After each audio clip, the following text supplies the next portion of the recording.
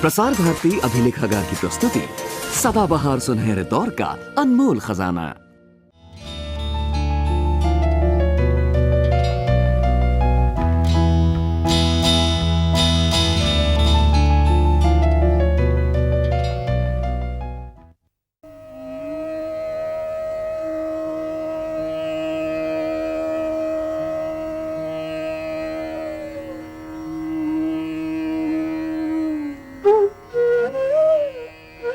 देवभूमि कुमाऊं में मानव इतिहास की गाथा पूर्व पूरा पाषाण काल तक जाती है। विभिन्न स्थानों पर मिले पाषाण औजार तथा शैलाशय चित्र इसके प्रमाण हैं। स्कंद पुराण में देवभूमि कुमाऊं का उद्धरण पवित्र मानस खंड में हुआ है। वैदिक आलेख इस बात को सिद्ध करते हैं कि इस स्थान पर मूलतः किन्नर व किरात जातियां निवास करती थी तथा उनके पश्चात मुख्य मानव समूह के रूप में यहाँ नाग, शक व खस का वर्णन आता है। सामान्यतः इन सभी जातियों को पशुपालन व आखेटक के रूप में ही प्रदर्शित किया गया है।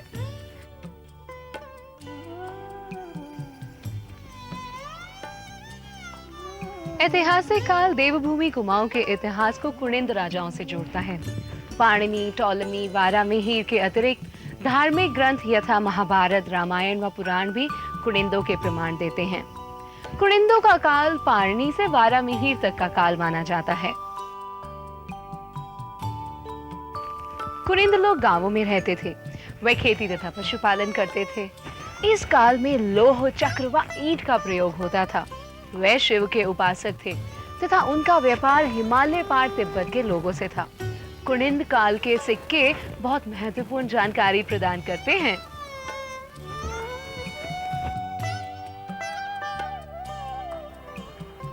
कत्यूरियों की उत्पत्ति की कहानी अपवादों से पूर्ण है।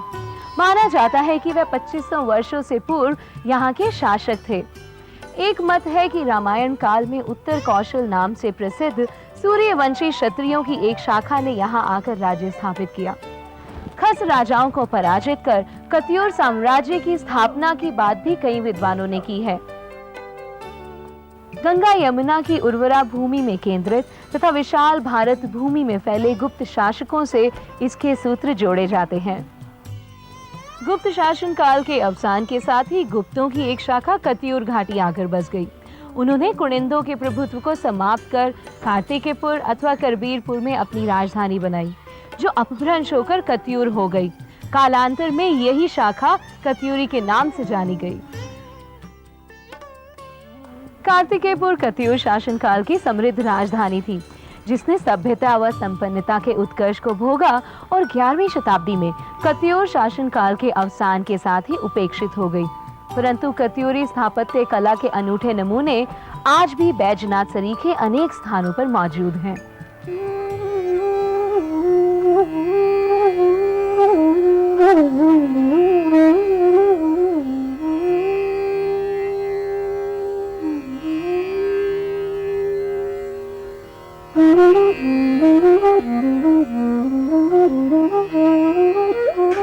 ये है भगवान वैद्यनाथ का प्रसिद्ध मंदिर, जहां विराजे हैं भगवान शिव अपनी शक्ति मां पार्वती के साथ ही अनेकानेक देवगण भी। बैजनाथ को कत्यूरियों की राजधानी कार्तिकेयपुर से भी जोड़ा जाता है। वैद्यनाथ समम स्थनम नान्यम में विद्यते भुवि वर्णितो यद्र चोद्वा हस्त्र्या सह महेश्वरी यत्र देवास्त्र यस्त्रिशत दृष्ट्वा वैवाहिकं विधिं निवसन्ति महाभगे समाराधयेतुं हिमाम यत्र ब्रह्मा च विष्णुश्च तथा ब्रह्मश्च यो परे समुपासन्ति मा देवी वैद्यनाथ स्थले स्थिता ये पूजयन्ति सततं वैद्यनाथ स्थले शुभे लिंगमे गारुडी मध्ये ब्रह्मद्यैरपि पूजितं तेषा संभूय संतुष्टो मनोभिलषितं फलं ददामि सकलान कामान तथैव परमेश्वरी। पुराणों में भगवान शंकर व देवी पार्वती के मध्य वार्तालाप में स्वयं भगवान शिव ने देवी पार्वती को वैद्यनाथ मंदिर के महात्म को स्पष्ट किया। वे देवी पार्वती को बताते हैं कि वैद्यनाथ मंदिर के समान और कोई दूसरा स्थान नहीं है। हे पार्वती, वहां तुम्हारे साथ मेरा विवाह हुआ था। जहाँ 33 कोट देवगण मेरी वैवाहिक विधि को देखकर मेरी आराधना हेतु निवास करते हैं। शुभे जो लोग बैद्यनाथ क्षेत्र में गरुड़ी के मध्य ब्रह्मादि देव से पूजित शिवलिंग की पूजा करते हैं, उनसे प्रसन्न होकर मैं उनके मनोरथों की सिद्धि कर देता हूँ।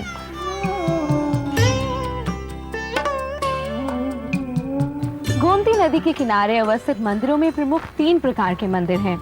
वह है लक्ष्मी नारायण मंदिर, रॉक्सी देवालय व स्वयं बैजनाथ मंदिर। बैजनाथ मंदिर उत्तर भारतीय शैली में निर्मित है। ऊर्ध्वछंद योजना में कुछ त्रिरथ प्रकार वाले आते हैं। वह मंदिरों के मंडप सामान्यतः गूढ़ मंडप प्रकार के व विन्यास त्रिरथ प्रकार के हैं। दरअसल कत्यूरी वास्तुशिल्प अपने आप में इतनी समृद्ध है कि उसे बिना किसी विशेषज्ञ के समझना उचित न होगा। तो हमारे साथ उपस्थित हैं प्रसिद्ध पुरातत्वविद डॉक्टर हेमराज, जिनसे वार्तालाप करेंगे हमारे शोधकर्ता डॉक्टर धर्मेंद्र दुबे। तो आइए उनसे जाते हैं कत्यूरी वास्तुशिल्प व इन मंदिरों के बारे में। हमारे साथ उपस्थित हैं श्री हेमराज जी, जो कि विगत 20 वर्षों से क्षेत्रीय पुरातत्व अधिकारी के रूप में कार्यरत हैं और आपने कुमाऊं क्षेत्र में पुरातत्व से संबंधित काफ़ी गहन अध्ययन किया है।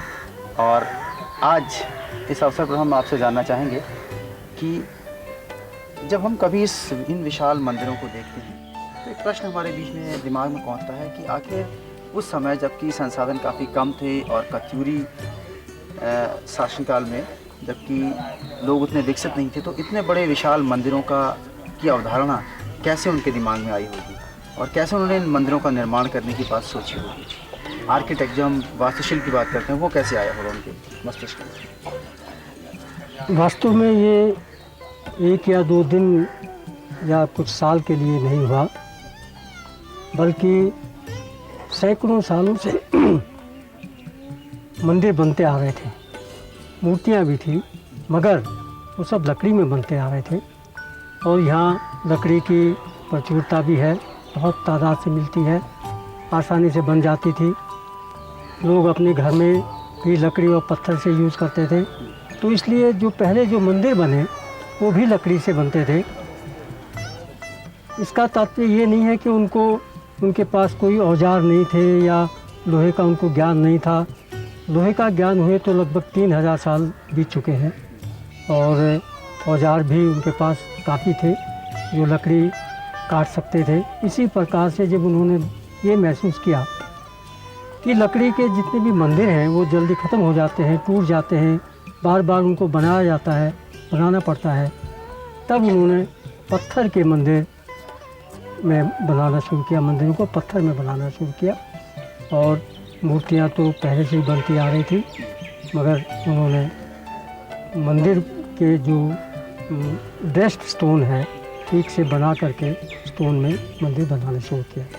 मगर शुरू के जो मंदिर स्टोन में बने भी, वो भी लकड़ी के मंदिरों की ही एक अनुकृति बनती थी।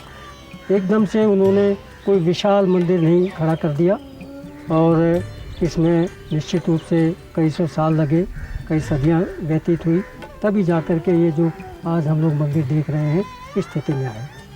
हेमराज जी, हम आपसे जानना चाहेंगे कि इसका जो एक ओवरऑल एक आम वास्तुशिल्प जो है वो इसका क्या परिचय है शुरू से लेके शीर्ष तक? जैसे वहाँ बताया था कि उसमें चारों तरफ बहुत अलंकरण है और यहाँ आप देख रहे हैं बिल्कुल अलंकरण नहीं है, अलंकरण का पूरा अभाव है, पूरा अभाव है। रथिकाएँ नहीं हैं जो उसमें हैं, मगर इसमें बिल्कुल सिंपल है, सादा है, किसी प्रकार का कोई अलंकरण नहीं है।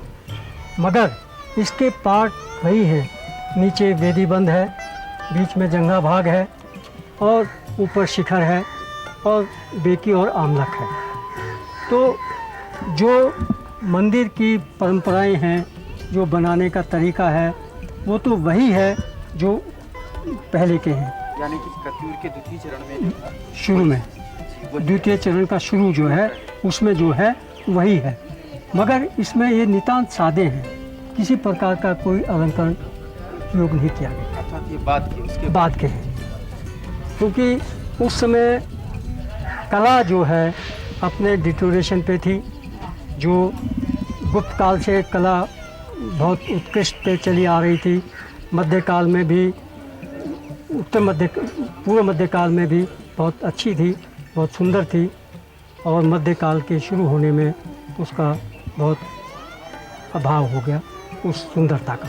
तो सर इसमें आइए, इस मंदिर के जो विभिन्न आप अवयव बता रहे थे कि वेदिका और उसका जंघा, ये तो वेदिका कहाँ से शुरू हुई सर? ये त्रिरथ प्रकार का मंदिर है। एक इसका और सेट ये बीच में है, और ये कोने पर है, इधर कोने पर है, और ये वेदी बंद है। नीचे से हाँ, नीचे इनमें एक खास बात ये बनाई गई है कि एक छोटा सा चबूतरा जरूर दे दिया गया है हर मंदिर के नीचे, मगर इतना बड़ा चबूतरा नहीं है कि जो गुजरात में या मध्य प्रदेश में बनते हैं उस तरह का चबूतरा यहाँ पे नहीं है। केवल एक चौकी थोड़ी सी ऊंची दे दी गई है। इसमें ये इतनी चौकी है, ये चौकी। हाँ ये चौकी है, ये वेदी बंद है, वेदी बंद। ये इसका जंगा भाग है, और ये ऊपर इसका शिखर शुरू हो गया है। इसको जैसे लकड़ी में, लकड़ी की जो वो बनती हैं कड़ियाँ टाइप की, उसमें थोड़े से जो निशान होते हैं वही थोड़ा सा लकड़ी का ही इस पर प्रभाव। ये वास्तुकार का हाँ वास्तु, हाँ कोई इसमें ऐसा अलंकार नहीं है जो जैसा कि हमने पहले आपको दिखाया है। और शिखर में कोई खास शिखर यही को दर्शाती है। जो रेखा शिखर है उसको, जैसे कोई ऊंची बिल्डिंग जब बनती है उसमें कई प्रकार, पहला तल, दूसरा तल, तीसरा तल, अनेक तल होते हैं। इसी प्रकार से इसको अनेक तल दिखाने के लिए इसमें जगह जगह आमलक है, बीच में इसको भूमि कहते हैं, भूमि आमलक, इस प्रकार से इसके इतने तल दिखाई देते हैं। इस मंदिर का अभी हम वर्णन कर रहे थे सर, इसका ये जो सामने का हिस्सा है, इसके ऊपर ये जो छत सी दी गई, हाँ। इसका क्या महत्व है? हमने बताया कि मंदिर के मुख्य रूप से क्षैतिज ये 3 भाग होते हैं, गर्भगृह हो गया, अंतराल हो गया, और अंतराल के आगे एक 4 खंभों पर या 2 खंभों पर मंडप बनाया जाता था। तो इसमें मंदिर के ही आगे 4 खंभों पर मंडप बनाया गया। और इस मंडप की एक खास बात क्या है, इसने चारों तरफ रेलिंग लगाने की भी व्यवस्था है, जो कि धूप पानी से बचने का इसमें व्यवस्था की गई है।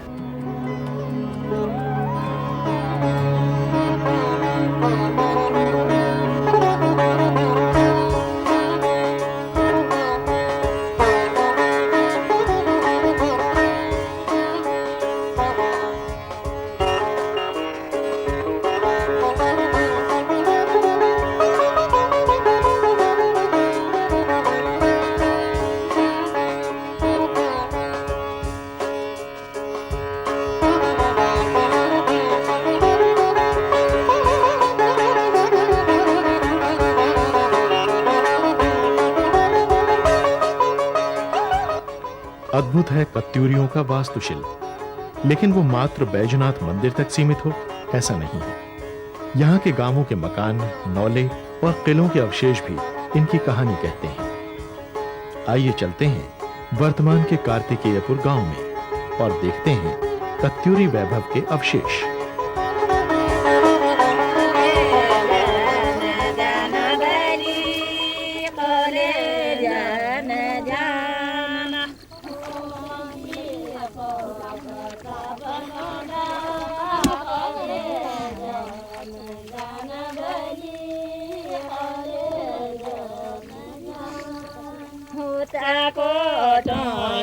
पार्वती सरासन जानी बली सरासन जानी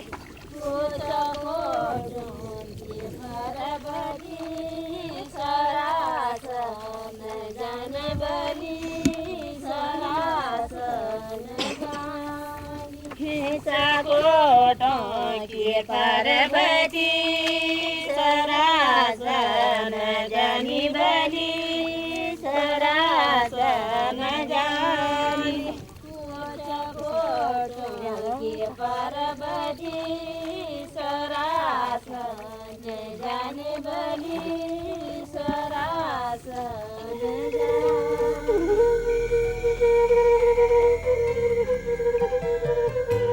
अभी इस समय सर हम तेलीहाट गांव में चल रहे हैं और ये माना जाता है कि ये कत्यूरों की राजधानी रही।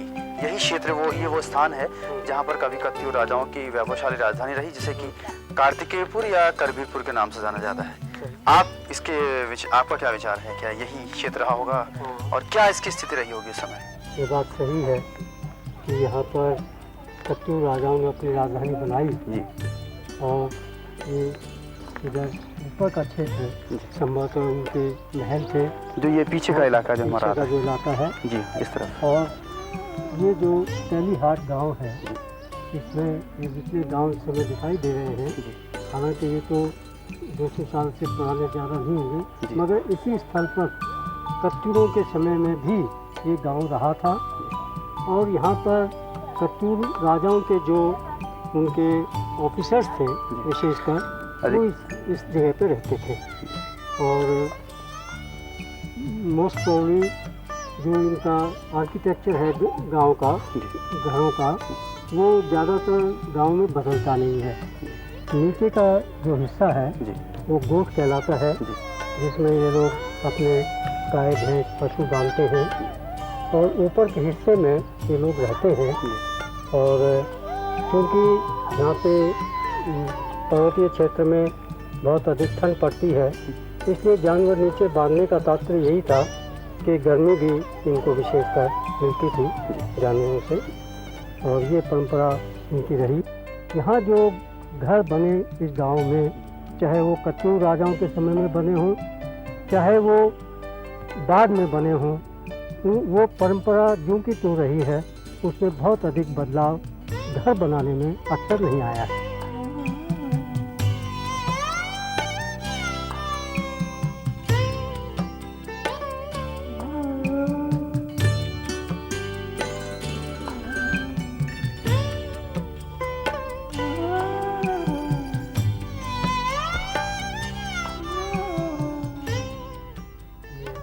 बहुत विशाल मंदिर है, नागर शैली का रेखा शिखर मंदिर है।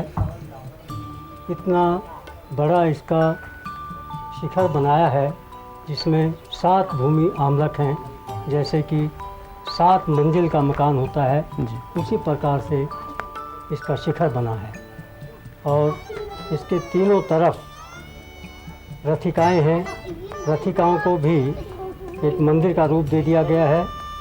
उसके शिखर है, आमलक है, और मूर्ति रखने की जगह एक रथिका बनी है। और पूरा मंडप भी पूरा विकसित दिख रहा है सर इस तरफ। और इसका मंडप जो है, ये एक गूढ़ मंडप की तरह बना दिया गया है, जो कि बाद के मंदिरों की एक विशेषता रही है। क्योंकि मूलतः कत्यूरी मंदिरों में तो गुड़ मंडप का प्रश्न नहीं आता सर। ये बात सही है जी, क्योंकि ये मंदिर लगभग 14वीं शती का है, क्योंकि इसमें अभिलेख भी है, शाह के 1284 इसमें अभिलिखित है।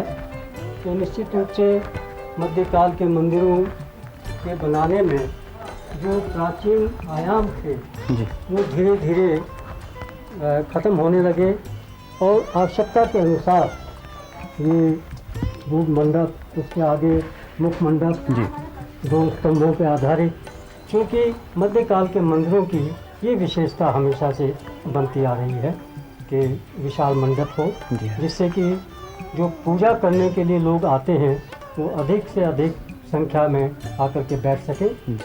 और इसके द्वार पर अर्धचंद्रिका तरह का इसकी चंद्र वो है, प्रवेश द्वार का सिल है। इसके जो मध्य में जो आकृति है वो गज लक्ष्मी है। आपने सही बताया था कि ये लक्ष्मी नारायण का मंदिर है, तो इसलिए इसमें गज लक्ष्मी बना दी गई है। और ऊपर मध्य में गणेश हैं, और अनेक देवी देवताओं की मूर्तियाँ भी ऊपर अंकित हैं। इसके वितान पर पद्म पुष्प है, इनके स्तंभ हैं, घंटियाँ बनी हैं। वास्तव में मध्यकाल के जो वास्तुकला थी, उसका ये बहुत अच्छा एक नमूना है। और इसमें अंदर जाने के लिए भी सीढ़ियाँ बना दी गई हैं, क्योंकि ऊंचे चबूतरे पर इसको बनाया गया है। तो वर्तमान में तो इसके अंदर सर कोई भी मूर्ति स्थापित नहीं है, शायद पूजा भी नहीं होती है, लेकिन गर्भगृह, गुड़ मंडप और अर्ध मंडप, हाँ। इन तीनों के एक संयोजन के साथ ये एक बहुत ही विशेष इसका महत्व हो जाता है, और मेरे ख्याल से ये अपने में एक विशेष मंदिर होगा हाँ। कत्यूरी शैली का। आप इस मंदिर को आप लोग क्या किस नाम से जानते हैं? राक्षस दीवाल के नाम। राक्षस दीवाल क्यों कहते हैं आप इसको? इसमें प्रांजल जब कतूरू राजा यहाँ थे, हाँ, हाँ। उसमें उनके जो दैती राजा थे, हाँ, हाँ। उनके लिए ये मंदिर बनाया गया उन्होंने। उसमें अलग अलग जगह अलग अलग चीजों की स्थापना की, अलग अलग देवों की। हाँ, हाँ। तो इसमें राक्षस, उसमें राक्षस थे, तो इसका नाम राक्षस देव रख दिया। अच्छा, तो अभी यहाँ किसी की पूजा होती है? अभी कुछ नहीं होती है, आपको बचपन से याद है कुछ यहाँ कहीं पूजा होती रहती हो? ये नहीं होती, इसमें नहीं होती है। यार नीचे जो मंदिर है सत्यनारायण जी जी का, हाँ। उसी में पूजा होती है बस। अच्छा, तो अभी बड़े बड़े 3 मंदिर हुए आपके गांव में, जो अभी बड़े खड़े हैं, मतलब 3 देवाल हुए, और इसमें ये राक्षस देवाल हुआ है। काकी, आपसे हम जानना चाहेंगे, गाँव कैसा लगता है आपको? अच्छा लगता यहाँ है? तो हमारा बड़ा आनंद भूमि ठहरी। आनंद ये भूमि। उत्तरांचल का तो उत्तम भूमि ठहरी। हिमालय ट्रस्ट से जाना गया है, हिमालय ट्रस्ट से जाना गया हाँ, है। हाँ। इसी में मानती, और इसमें 9 लाख कत्यूर हैं, 100 लाख उसमें तारे हाँ। हैं, और 9 लाख कत्यूर 100 लाख तारों का मिलन है। और वो कहते हैं 9 लाख तारे, 9 लाख कत्यूर 100 लाख तारे, और हम कभी नहीं हारे।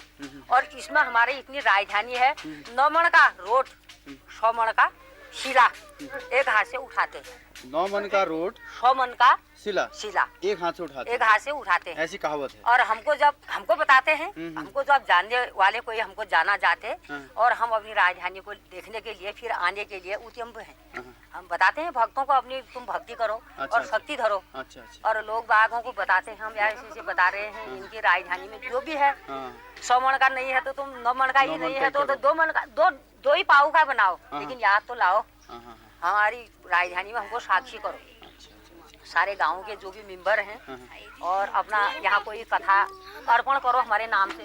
सारी सबके हाथ के विष्णु अर्पण करके यहाँ कथा बनाओ, प्रसाद बांटो, और आनंद से हमारी भूमि को खाओ।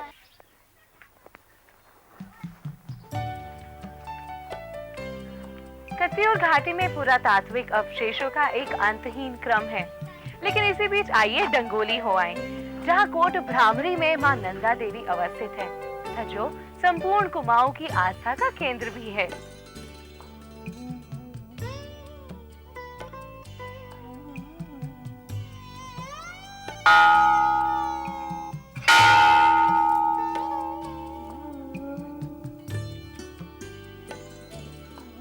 ये है कोट भ्रामरी का प्रसिद्ध नंदा देवी मंदिर, जिसकी मान्यता दूर दूर तक है।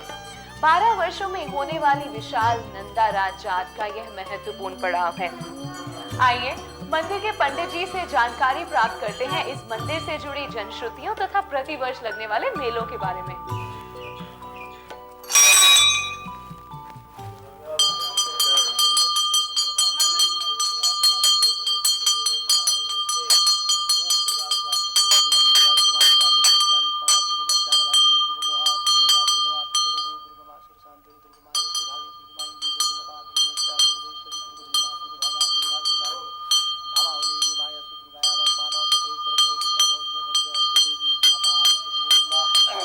एक अरुण नाम का दैती था, उसने मतलब जो है बहुत परेशान कर दिया था, इधर देवी देवता लोगों को सभी को परेशान कर दिया था।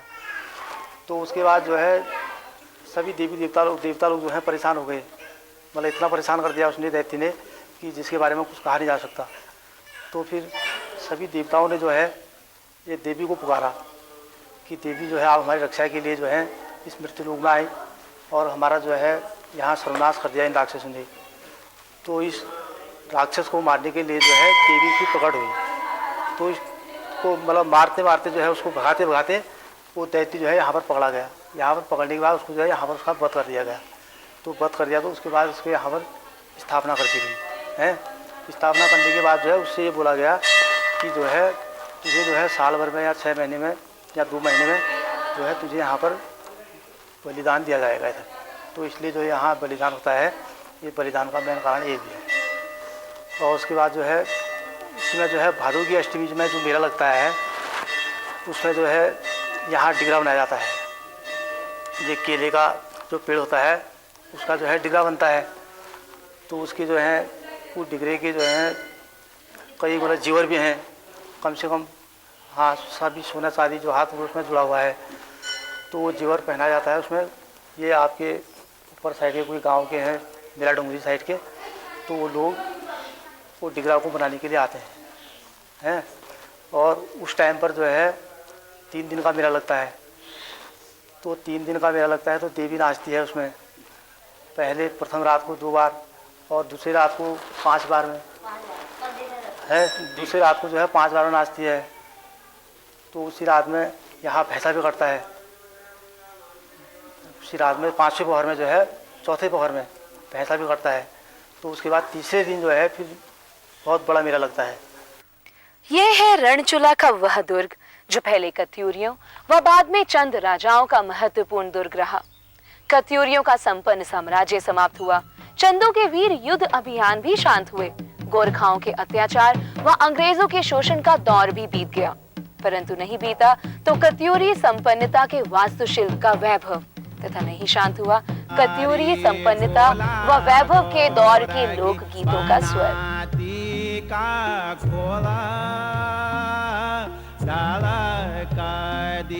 डोली पहुंची गे रिंग दाचा तारा